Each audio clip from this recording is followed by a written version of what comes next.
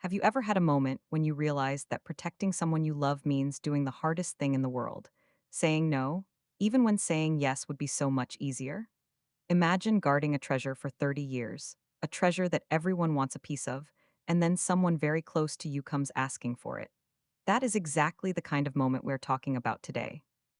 There's a story unfolding behind the gates of a grand English estate, a story about a brother, a vow he made in front of billions of people, and a silence that finally spoke louder than any interview or documentary ever could.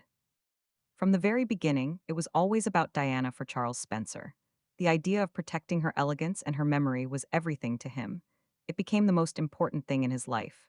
He felt that the only thing that mattered was to speak for his sister with honesty and truth, because the sad reality was that she was no longer there to speak for herself. That was his only goal. For 30 years, he said nothing. He never gave a single interview. He never wrote a memoir or a book about his own life and his famous sister.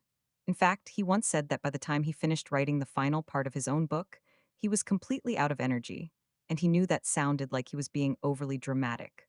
But the point was that he never wrote a memoir about Diana, and he never made a public comment about his nephew, the one he held up at Westminster Abbey, or the woman that nephew later married.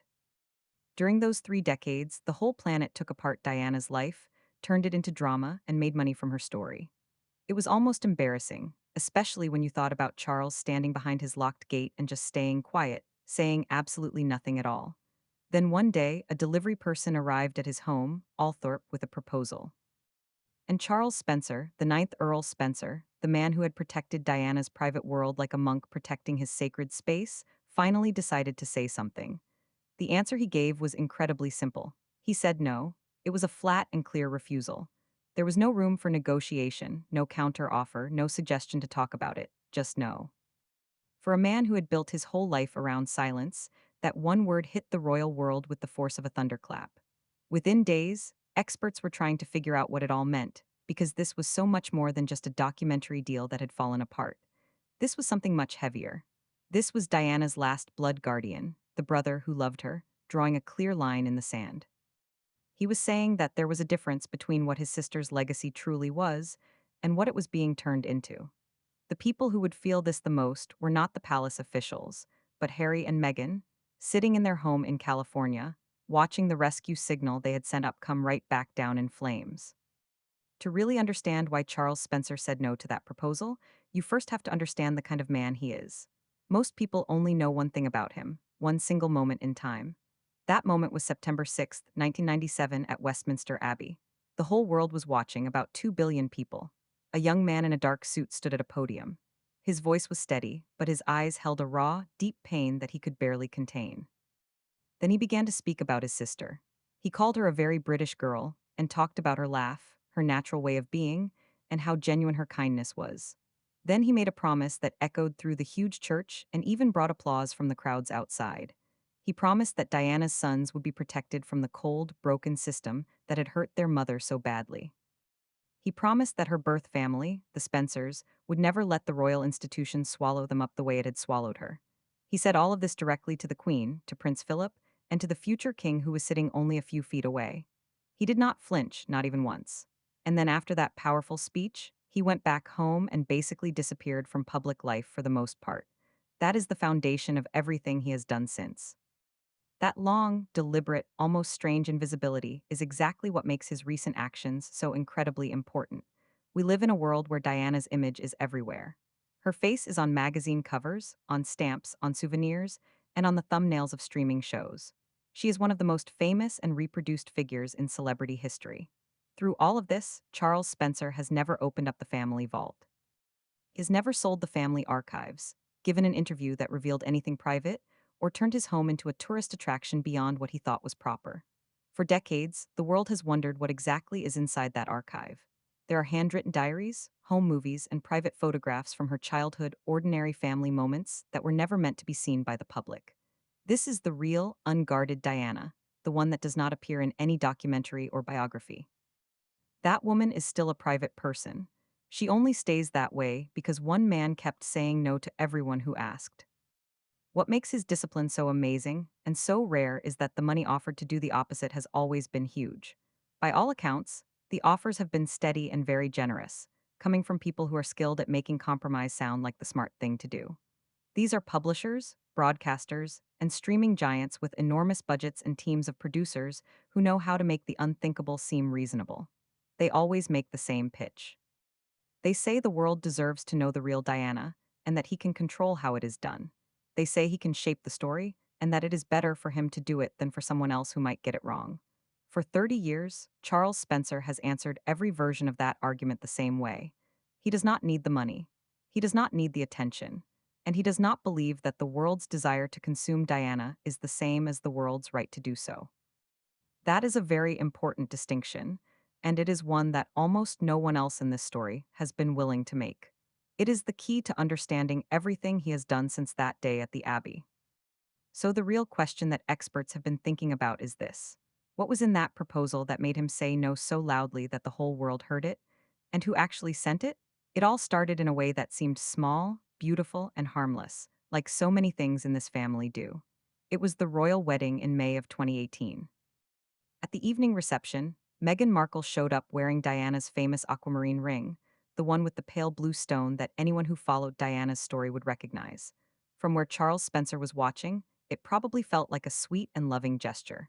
Someone new, someone his nephew clearly adored, was choosing to carry Diana's memory into the biggest night of her life. It felt like remembrance and maybe even like family. But then came the butterfly earrings, then the Cartier watch, then the gold bracelets. Piece by piece, each item that had once belonged to Diana appeared on Meghan at exactly the right moments, moments where a photograph was not just possible, but absolutely guaranteed. These were major public events with planned arrivals and maximum media coverage. Now, it is important to say clearly that no one can prove her intention was anything other than a genuine tribute. Grief is complicated, and Meghan had married into one of the most emotionally complex families in history. Wearing your late mother in law's jewelry is not automatically a strategy. It is a perfectly human thing to do, but we have to sit with the harder question: when does tribute become a pattern? When does a pattern start to look like a deliberate choice? Once is tribute, twice is a habit. Every single time, at the exact moments designed for the most camera coverage, it starts to look like something else entirely. The man at Althorp was paying very close attention.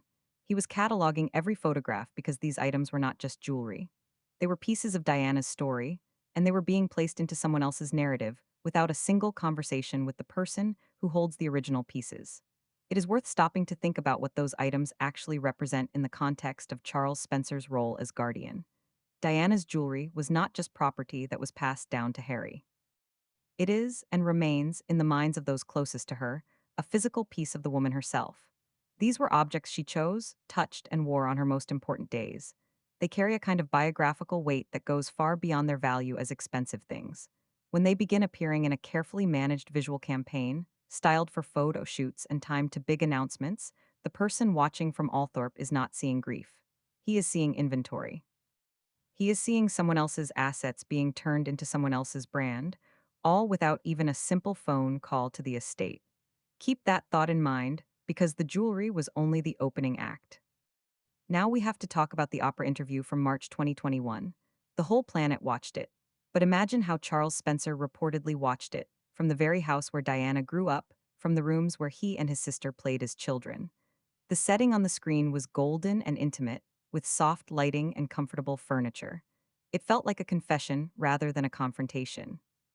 It was one woman, one sympathetic interviewer, and one institution that had, she said, silenced her and left her isolated with nowhere to turn except to the public. If you know your royal history, the similarity hit you immediately, because that structure was almost exactly like Diana's famous 1995 Panorama interview. Here is why that matters so much. A royal wife is isolated inside the institution, speaking about a palace system that is deaf to her pain. Every internal door is closed, so she goes around them straight to the nation through one trusted interviewer. The lighting, the casting, and the emotional story all rhyme, but there is one critical difference. Diana gave her 1995 interview while she was still trapped, still inside the system, with no way out and everything to lose. That interview was a genuine cry from inside a locked room. The 2021 version was filmed from a villa in California, after she had already left, with a production team already in place and a brand already taking shape. The original was a cry of distress. The remake, whatever else you believe about it, was a launch. Watching it from his sitting room, Charles Spencer did not experience that hour as a tribute. To understand why it cut him so deeply, you have to know a secret about this man, one that most royal coverage never mentions. It is a secret of guilt. This is the part of the story that changes everything. According to well-documented accounts, it was Charles Spencer himself who first brought his sister into contact with the journalist behind the Panorama interview, Martin Bashir. He thought he was doing something helpful. He had been shown documents and bank statements that seemed like real evidence. He was told that people close to Diana were secretly being paid to spy on her, and that those she trusted most were being rewarded to betray her. He opened the door for the interview. And now we know, through a formal investigation led by a former Supreme Court justice, exactly how those documents were obtained. They were forgeries, completely fake. They were made up from scratch to convince a frightened, isolated woman that everyone around her was an enemy, and that her only safe move was to sit in front of a camera and share her pain with the nation. Diana's vulnerability in that interview was not just a side effect of the broadcast. Her vulnerability was the product. The manufactured distress was the point. And her younger brother, tricked by the same fake documents, had unknowingly held the door open. The investigation found that the forgeries had tricked him into arranging the meeting, and the BBC's Director General even issued a personal apology to him. Think about what that does to a person. You spend your entire adult life believing you are your sister's protector. You stand in Westminster Abbey and tell 2 billion people that you will shield her sons. You carry that vow as the defining act of your life.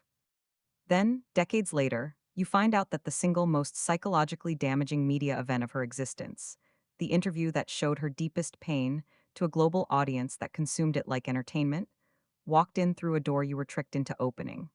By every account, everything Charles Spencer has done since then has been an act of quiet, relentless atonement. The sealed archive, the year after year of refusals, the decision to bury Diana on the island at Althorp instead of giving her to any institution, the home movies that no one outside the family has seen, and the handwritten diaries that no one outside the family has read. He has been making absolutely certain that nothing like that Panorama interview can ever happen to Diana again. Not in life because she is gone, and not in death, not now, and not ever. In doing that, he achieved something almost no famous person in the modern era has managed. He protected her mystery. There is a real Diana, unguarded, fully human and private, that the world never got to consume. She survives only because one man kept saying no, even as the whole world kept asking. The weight of that achievement is incredibly hard to overstate. In an era where every private message eventually comes out, where estates are sold off by executors, and where children sell their parents' letters and siblings sell each other's secrets, Charles Spencer has maintained a wall of privacy around his sister that has held for nearly 3 decades. Biographers have tried, broadcasters have tried, and publishers with very large checkbooks have tried. The answer is always the same. You would not find an archive this carefully protected and this long undisturbed, belonging to anyone of Diana's cultural importance anywhere in the world. She is, in a very real sense, the most famous person of her generation whose inner life remains genuinely unknown. And that is not an accident. That is a brother's work. So picture him sitting in his chair when a delivery person arrives with a proposal that wants all of it. Let me lay out what that proposal reportedly contained, because once you hear the whole thing, his response stops looking like simple stubbornness and starts looking like the only reasonable answer a man in his position could give. The concept was a grand anniversary documentary for 2027, marking 30 years since the tragedy in Paris. It was meant to be emotional, cinematic, and the definitive story, fronted by Diana's own son. On paper, it sounds amazing. It was the project the world had been waiting for. And by these accounts, Netflix responded to the idea with immediate excitement. But here is what it reportedly required. It wanted Althorp itself, the childhood home, the grounds, and the island where Charles Spencer buried his sister. It wanted the private family archives, not the photographs that have already been seen, not the footage already out there, but the real archive that no one has ever seen.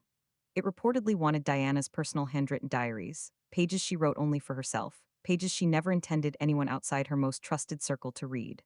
It wanted the home movies of the unguarded Diana, the private Diana, the laughing, ordinary human Diana that no documentary has ever touched.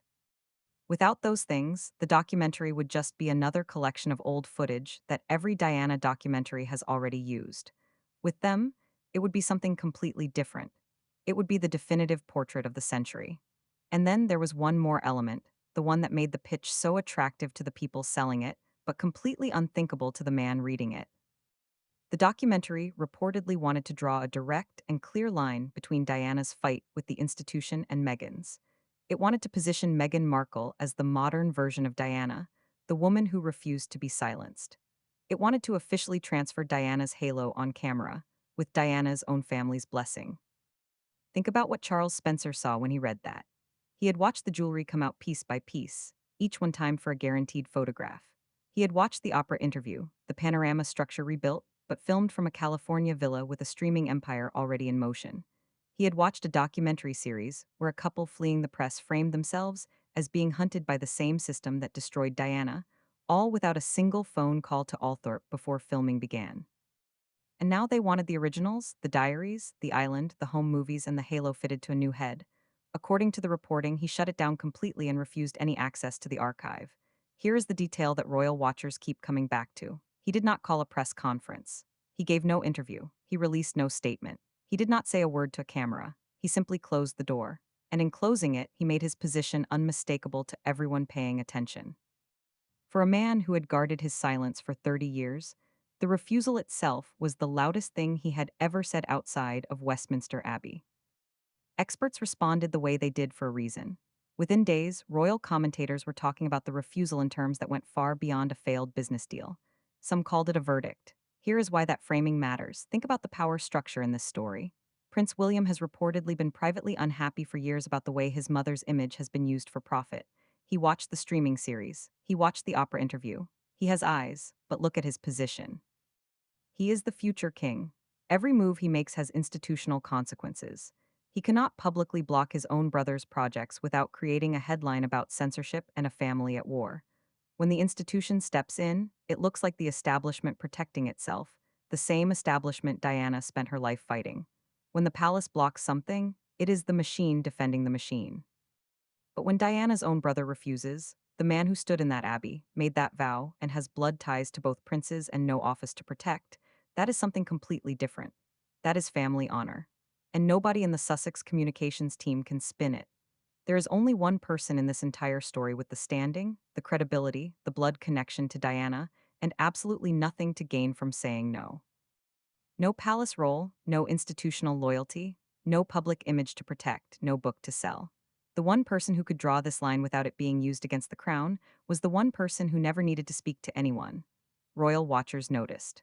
Some reportedly framed it as the most significant act by anyone connected to Diana in years, not because of what it revealed, but because of what it refused to reveal.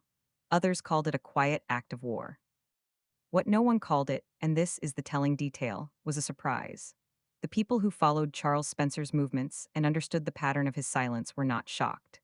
The surprise, if there was any, was that the proposal was made at all, that anyone in Montecito, with even a little research available to them, looked at this man's 30-year record and thought that this time would be different. To understand why that documentary mattered so much, you have to look at where Harry and Meghan's media empire actually stood heading into 2026. It is not a pretty picture. The lifestyle series, With Love, Meghan, the big project that was supposed to build her brand and establish her as a cultural voice, became the problem it was meant to avoid. One major paper gave it 2 stars and called it, in a phrase that has become something of an insult, surely dull. Another newspaper also gave it 2 stars, calling it an exercise in vanity filled with fancy brunches and branding. Then came a publication that had long been supportive of Meghan, one that is no friend to the monarchy, the outlet most likely to give the series a good rating. It awarded just 1 star. Netflix's own internal rankings for the last part of 2025 reportedly placed the series at number 1,217. When the entire range of press coverage, from the sympathetic left to the skeptical right, all agrees on the same thing, that is not a review problem. That is a product problem. Here is the single detail that sharpens that picture even more. The couple's first documentary, the one about their royal exit and their decision to step back, remains one of the most watched debuts in Netflix's history. Everything produced since has received much cooler responses. The message from the numbers could not be clearer. The world is not buying Meghan's lifestyle brand. The world is buying royal wounds. The only Sussex product that has ever truly sold is proximity to the crown and proximity to Diana. With the Spotify deal long gone, the American Riviera orchard venture stalling, and Netflix having walked away from the as ever brand, that documentary was never just a passion project. It was a rescue flare. And the man at Althorp let it burn out without touching it. Stripping the emotion away for a moment, look at this purely as a question of assets. When Harry and Meghan stepped back from their working royal roles and moved to California, they had to build a commercial life from what they had. What they had was significant fame, profile, and access to a story that the world could not stop consuming. But the most valuable asset, the one that sat at the center of every product and every streaming idea, was Diana. Her image, her story, her martyrdom. In business terms, the Sussex operation has been trading on a brand without a license. The actual license holder, the keeper of the archive, the owner of the originals, the man with blood authority over how Diana's private self is used, is a 62-year-old man in Northamptonshire whom, according to available reporting, nobody in Montecito appears to have consulted before making any of these decisions. Watch the list add up. The aquamarine ring, warmly received and widely covered. The earrings, the watch, the gold bracelets, each one shown off for a guaranteed camera. The opera interview, the panorama structure rebuilt panel by panel with California sunlight replacing the BBC studio. The streaming series Diana's tragedy turned into their origin story, her death reframed as the wound that created their justification. And finally, the request for the vault itself, the diaries, the home movies, the island, the halo transferred. They began by borrowing her jewelry. They ended by asking for her soul. Each request was larger than the last, each one made without a word to the man who holds the account. And the final request, the biggest of all, bounced. Now, let us look at where things actually stand. The royal family's internal situation is important context here. By recent accounts, there may be some appetite, cautious and very limited, for a partial thaw with Harry, a degree of private communication, a tentative acknowledgement that the relationship is not completely beyond repair. But that appetite reportedly extends almost nowhere where Meghan is concerned. Sources close to the family have reportedly been consistent about why, reducing it to a single word. Trust there is none. The family's stated concern is reportedly not Meghan's criticism of them, not her anger or her public descriptions of the institution. It is her content calendar. The worry that any private conversation, any dinner, any honest exchange, any moment of genuine family connection becomes raw material, filed, packaged, positioned, and shipped as the next streaming product. That is the real inheritance of this story. Not a documentary, not a deal, not a refusal, but two brothers who cannot find a road back to each other, and a family watching from behind a gate at Althorp that stays locked. The gate will stay locked because the man who holds the key has decided with perfect consistency what his job is. His job is not to be an obstacle. His job is not to be anti-Sussex. His job, the job he gave himself in Westminster Abbey, in front of 2 billion people in September 1997, is to protect Diana. And protecting Diana in 2026 means protecting what is left of the Diana that the world has never consumed. There are those who argue that this position has become more than just protection, that it has become a kind of possession. That no man, however principled and motivated by love and guilt, has the moral right to decide forever what another person's memory is worth, and to whom it may be shown. They say that Diana herself was a woman who chose repeatedly, at great personal cost, to speak, to be seen, and to go on record. They argue that a legacy maintained entirely through silence and locked gates may protect the archive, but it does not necessarily honor the woman. It is not a comfortable argument, but it is not a dishonest one. It deserves space in this conversation precisely because the most honest tribute to a complicated person is to resist the urge to simplify them, even in the act of protecting them. This is the question that does not have an easy answer. Now we come to the hardest part, the part where you have to hold two different thoughts in your mind at the same time. On one side, there are those who fully support what Charles Spencer did. They say Diana's story has been told and retold and streamed and serialized and turned into a content machine for 3 decades. Another documentary, especially one designed to crown a successor and serve as a commercial platform, would cheapen rather than honor the weight of her actual death. The 30th anniversary of her passing should be a time for private reflection, not a premiere with a marketing plan. And no one, not even her son, has the right to reach into someone else's private archive to build their own brand. But then there is the other side, and it deserves a fair and honest hearing. Harry was her child. He walked beside her through hospital wards and homeless shelters when he was small enough that she had to hold his hand to steady him. He lost her at 15 on a Sunday morning in a Paris tunnel in front of the entire world. He lived the aftermath inside the very institution his uncle had warned about from that lectern. No documentary, no archive, No curator, however principled, can take from him what it actually felt like to be Diana's son. His claim to her story is not borrowed. It is not unlicensed. It is cellular. It belongs to him in a way it will never belong to a production company. Both positions are true at the same time. Both of them hurt. So stand in each person's shoes before you decide. Put yourself in William's place. The most painful event of your childhood, the loss that changed the entire shape of your life, is being scheduled as a content drop with a premiere date by your own brother's production partners.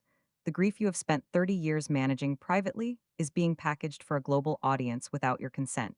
There is nothing you can do about it that does not make the headline worse. Now put yourself in Harry's place.